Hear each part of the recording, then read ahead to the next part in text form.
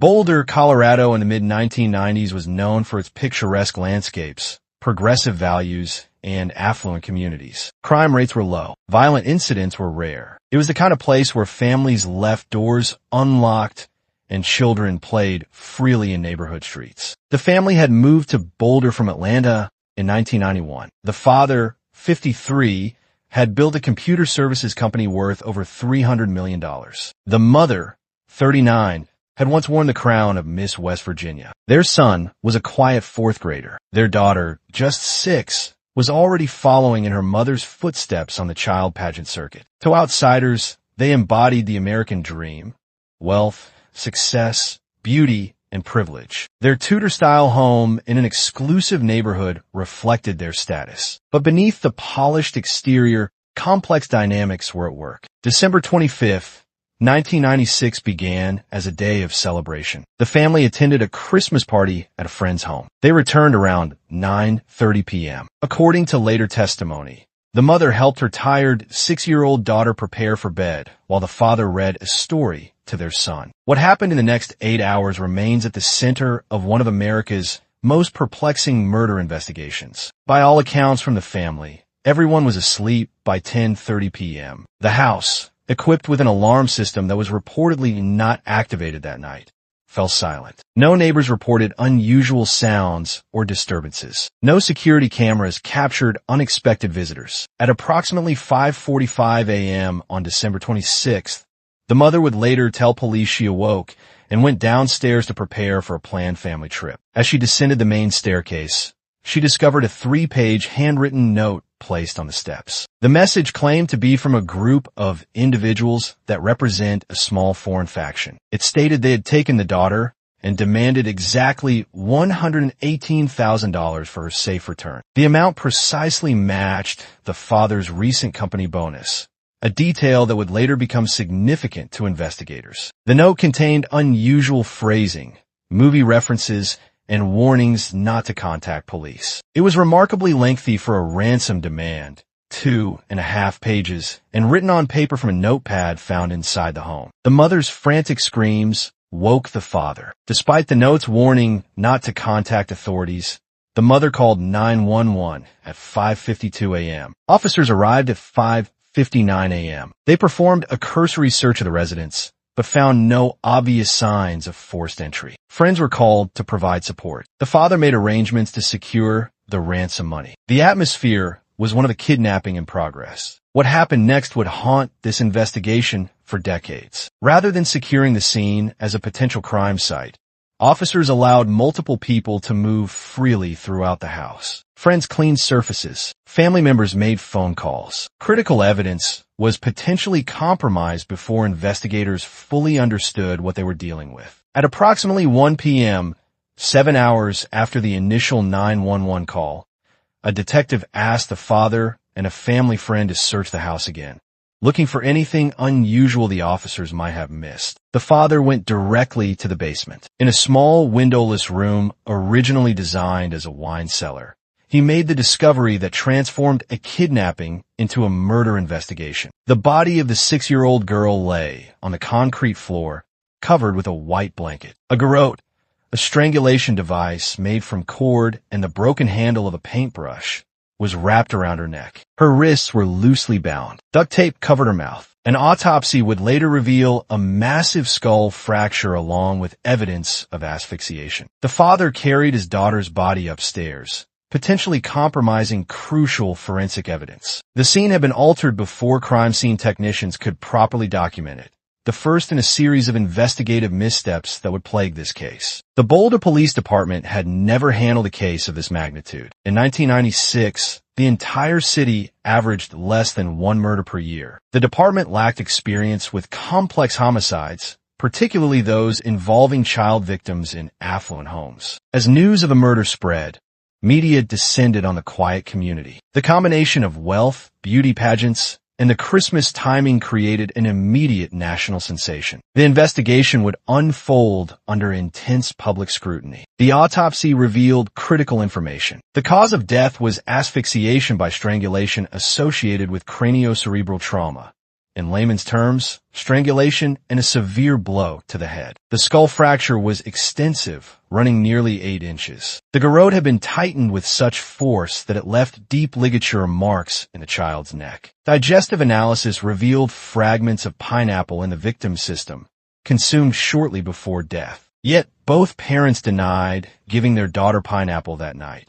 One of many contradictions that would emerge as the investigation progressed. Most puzzling to investigators was the lack of obvious signs of forced entry. While a basement window was found broken, evidence suggested it had been broken previously and never repaired. All doors were reportedly locked. Either someone had a key, knew how to gain access undetected, or was already inside the home. The ransom note became a central focus. Written on a notepad found in the home, with a pen from the home, it contained unusual phrasing and movie references. Multiple handwriting analysts would be consulted, reaching different conclusions about its authorship. Initial interviews with the parents raised questions. Their behavior struck some investigators as unusual for parents of a murdered child. They retained separate attorneys within days. Their formal police interviews were delayed. These actions, while legally advisable, fueled public suspicion. Physical evidence at the scene presented contradictions. Unidentified DNA was found on the victim's clothing,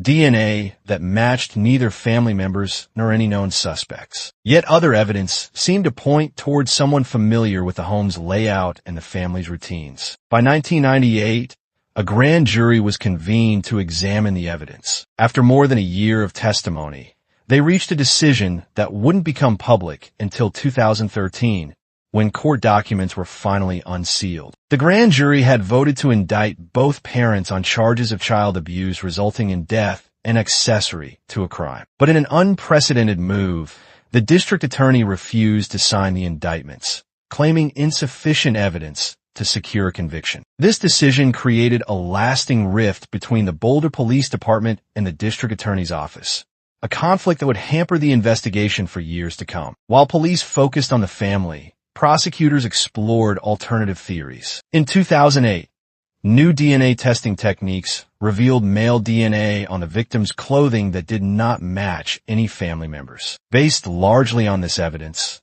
the district attorney took the unusual step of formally exonerating the entire family. Yet questions remained. The DNA was minimal, potentially transferred DNA or contamination rather than evidence of an intruder. The broken window, the ransom note, the pineapple, the lack of screams or struggles heard by family members.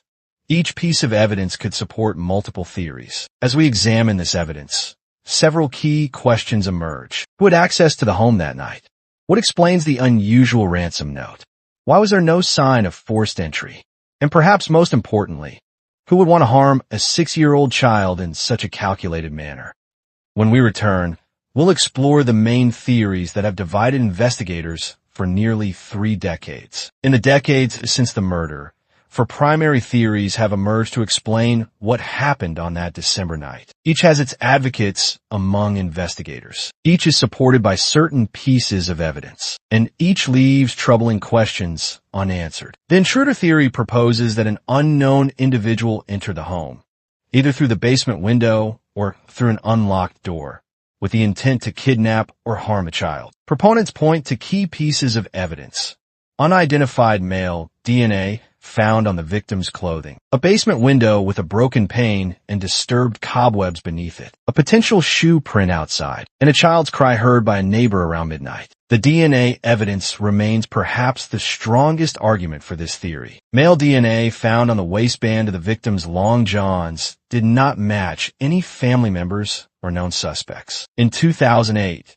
this evidence led the district attorney to formally clear the family of involvement. Some investigators believe marks on the child's body indicate the use of a stun gun, a theory that would support an intruder scenario. These same investigators point to over 100 burglaries in the Boulder area that year, including some where the intruder remained in the home for extended periods. Yet this theory faces significant challenges. How did an intruder navigate an unfamiliar home in darkness without waking the family?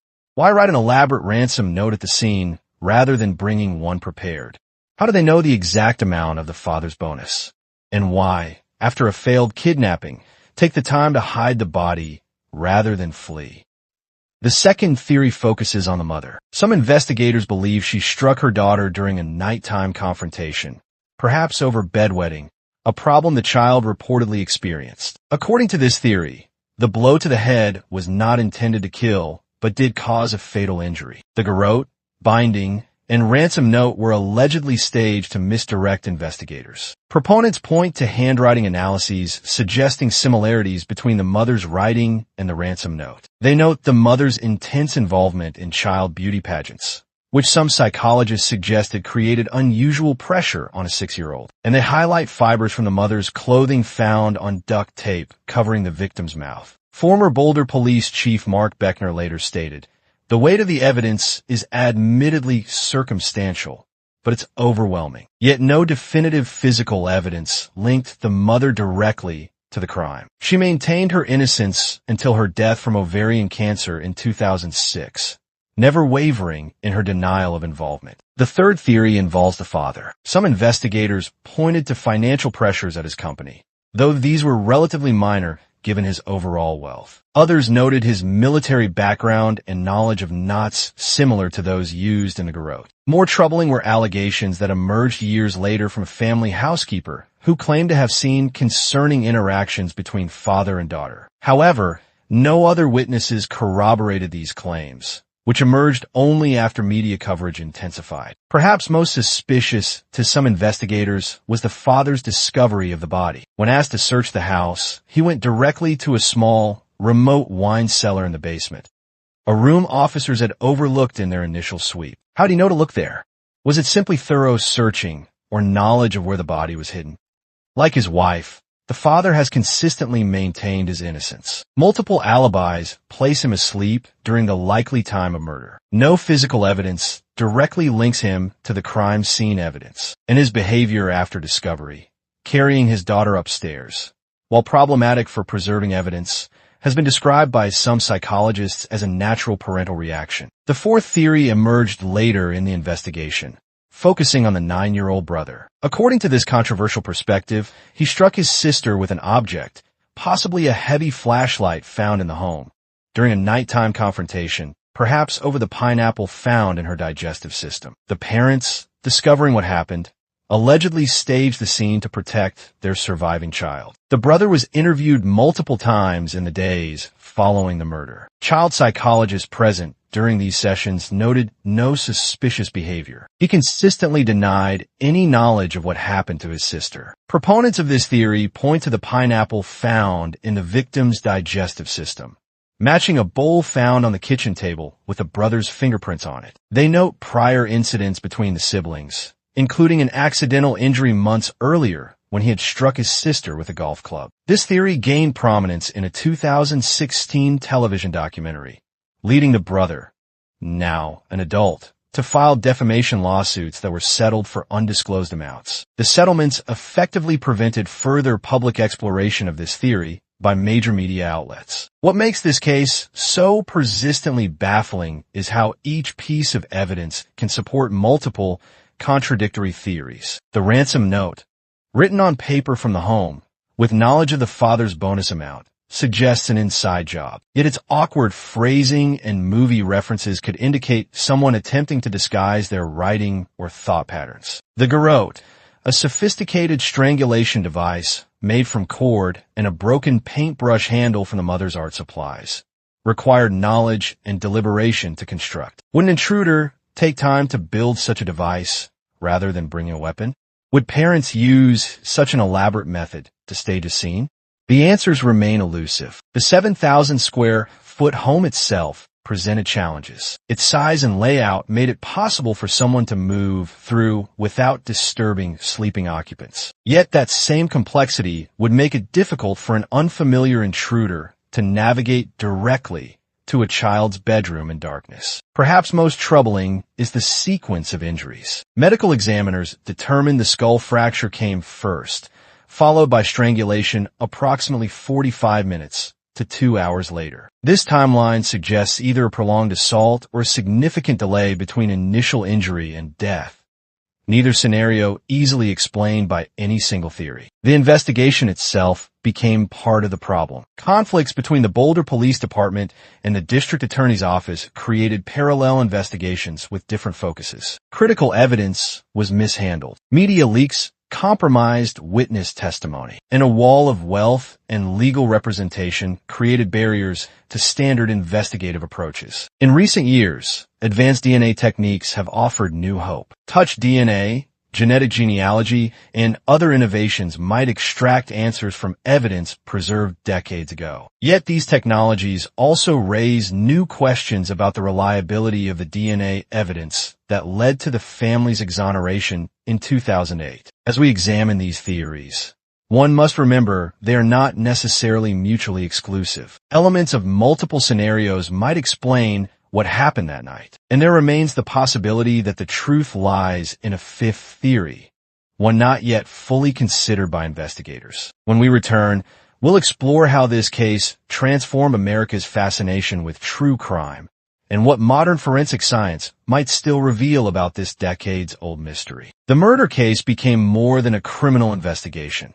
It evolved into a cultural phenomenon that transformed American media coverage of crime. The combination of wealth, beauty pageants, and the Christmas timing created an irresistible narrative for a nation hungry for true crime stories. For nearly 3 decades, each anniversary has brought renewed media attention. Each new development, no matter how minor, has sparked fresh headlines. The case launched countless books, documentaries, and television specials, each claiming new insights or revelations. The timing of the murder coincided with the early days of internet communities. Online forums dedicated to analyzing the case emerged, creating some of the first citizen detective communities that now dominate true crime culture. These amateur sleuths pored over leaked documents, autopsy reports, and police photos, sometimes discovering details that investigators had overlooked. Today, social media platforms host millions of posts analyzing the evidence. TikTok videos offering new theories generate millions of views. Podcasts dedicated exclusively to the case attract massive audiences. The murder has become,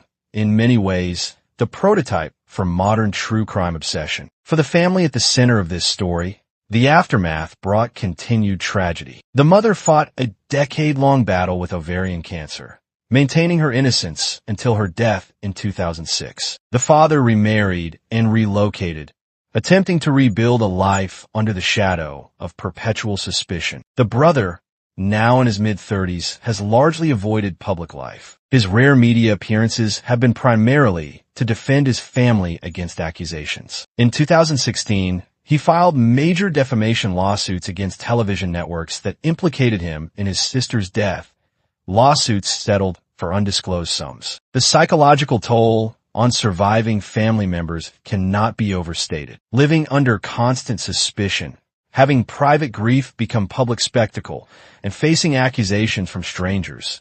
These experiences fundamentally altered their lives. Regardless of one's theory about the crime, the secondary victimization of the family through media coverage and public speculation is undeniable. The investigation's failures created lasting changes in how American law enforcement handles child homicides. Many departments now have specialized protocols for child victim cases. Crime scene preservation has become more rigorous, and the separation of families during initial questioning is now standard procedure. Boulder police officials later acknowledged serious mistakes in the critical first hours after the body was discovered. Then Chief Mark Beckner stated in a 2015 interview, "I wish we would have done a much better job of securing and controlling the crime scene on day one. We should have separated family members and gotten full statements from each of them that day." The case remains officially open. In the Boulder Police Department, a detective is still assigned to review tips and evidence. To date, they have processed more than 1,500 pieces of evidence, analyzed nearly 1,000 DNA samples, and interviewed over 1,000 individuals across multiple states. Recent advances in forensic science offer new hope for solving cases long considered cold. Genetic genealogy, the technique that identified the Golden State Killer in 2018, could potentially match the unidentified DNA to relatives, narrowing down potential suspects. Touch DNA analysis continues to become more sensitive, potentially extracting profiles from evidence previously considered insufficient. Modern crime scene reconstruction techniques allow investigators to test theories with unprecedented precision. Virtual reality models can simulate sightlines, sound propagation, and movement patterns through the house, addressing questions about what family members might have heard or seen. Forensic linguistics, the scientific analysis of language patterns, has evolved significantly since 1996. Modern experts can extract more information from the ransom note, potentially identifying education level, regional background, and other characteristics of its author. Criminal psychology has also advanced. Modern behavioral analysis units employ more sophisticated approaches to categorizing offenders. The peculiar nature of this crime, the ransom note, the hidden body, the garrote, might reveal more to today's profilers than was possible decades ago. Despite these advances, fundamental questions remain unanswered. If an intruder committed the crime, how did they enter undetected, know the father's bonus amount, and navigate the home in darkness? If a family member was responsible, how do we explain the unidentified DNA? And why would parents stage such an elaborate scene rather than reporting an accident? The unusual nature of the garrote presents particular challenges. Its sophisticated construction suggests knowledge and deliberation rather than panic or impulse. Yet its brutality seems inconsistent with a parent attempting to stage a scene. This single piece of evidence has divided experts for decades. The timeline itself contains troubling gaps. What happened in the hours between the family returning home and the 911 call? Why did no one hear screams or struggles? When exactly was the ransom note written, and by whom? These fundamental questions have resisted resolution despite years of investigation. Beyond the investigation itself, the case sparked national conversations about child beauty pageants, media ethics, and wealth privilege in the criminal justice system. It revealed uncomfortable truths about America's fascination with true crime and raised questions about the impact of intense media scrutiny on investigations. Today's true crime boom, with its podcasts, streaming documentaries, and online communities, could trace much of its evolution to how this case was covered and consumed. It became a template for how murder investigations unfold in the public eye, for better or worse. Perhaps most importantly, the case serves as a reminder that at its center was a 6-year-old child whose life ended violently on Christmas night. Beyond the theories, media coverage, and cultural impact lies the fundamental tragedy of a young life cut short, and the basic human desire for justice that remains unfulfilled. In 2019,